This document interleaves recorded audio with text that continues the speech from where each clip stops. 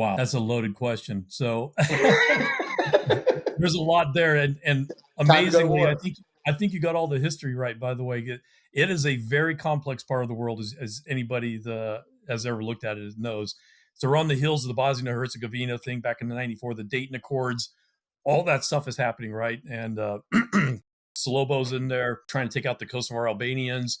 All the agreements. It was a UN effort first. Yep. Obviously, with Russia and China, they're gonna balk at that. So it switched to a NATO, Article 5 kind of deal. And Tony Blair was a big player in that in the UK as far as a humanitarian genocide, basically, is what they were trying to prevent. So that's kind of the political background.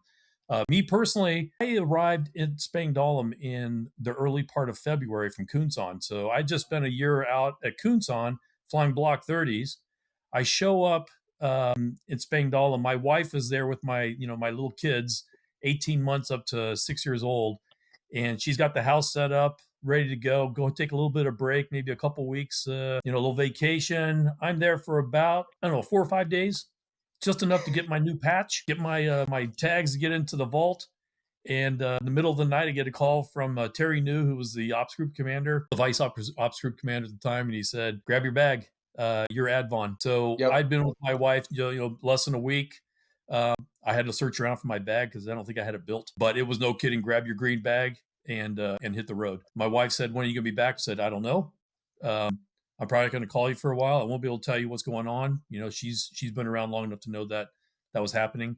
And I met up with Norm Anderson, Terry New, and we departed for Aviano in the middle part of February. So this was right as it was leading up to the Serbs are being ornery and obstinate on this whole thing, and we see this thing is going to happen pretty quick. So the emphasis at the time was, can we do this whole thing with purely air power? Big argument whether air power could control and win wars or not.